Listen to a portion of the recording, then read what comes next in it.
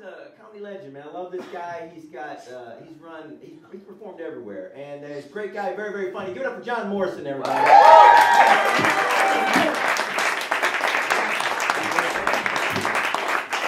Thank you. How about a hand for Chris, who is quick?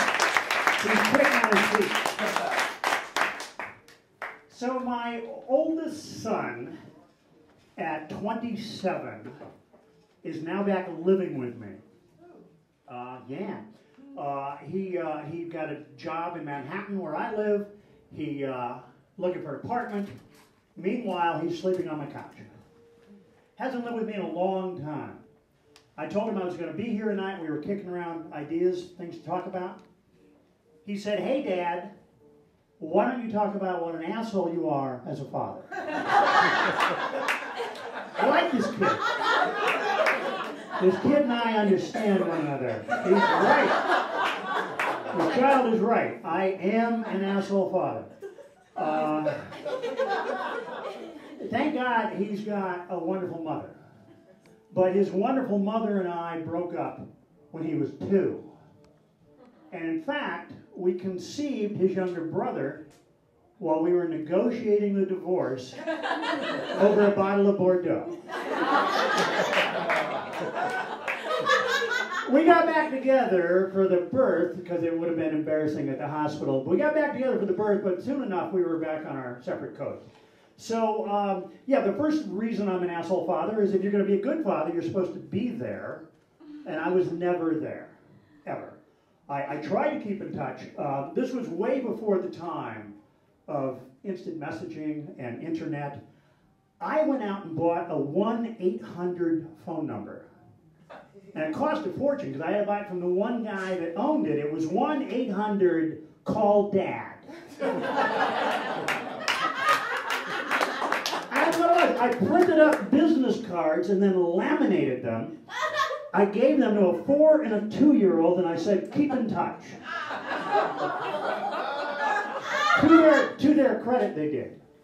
They did. God bless them, they did. It turned out that they would show off with their friends outside of the neighborhood 7-Eleven payphone. And it was like, "Look, I can call California for free." And that's how that worked. And it actually worked out very well now that we're in a texting thing, because now all day we go, "Hi, how are you? I'm fine, goodbye."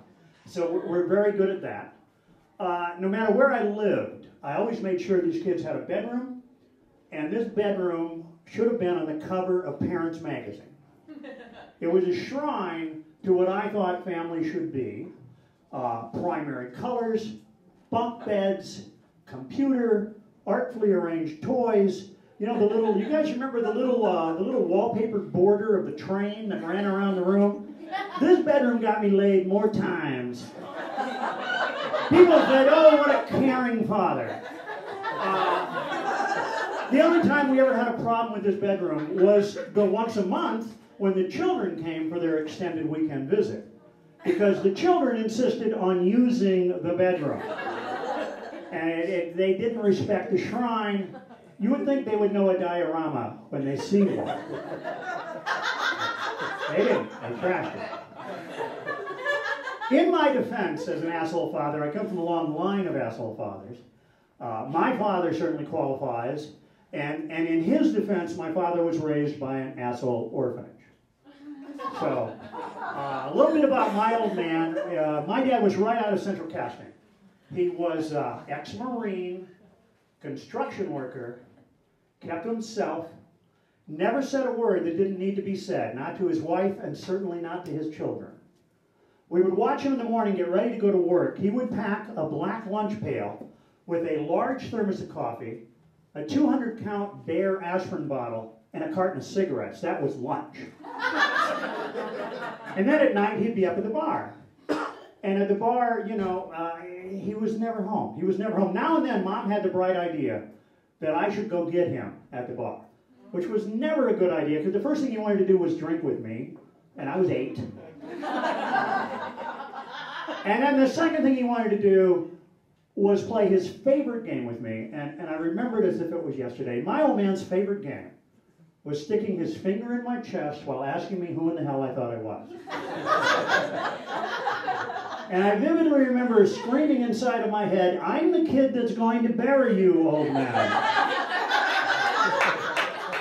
And I did. And I did. And now I miss him. I miss him still. It's 15 years ago. I miss him still. And someday I know my children will miss their asshole father. You guys have been wonderful. Thank you so much for listening.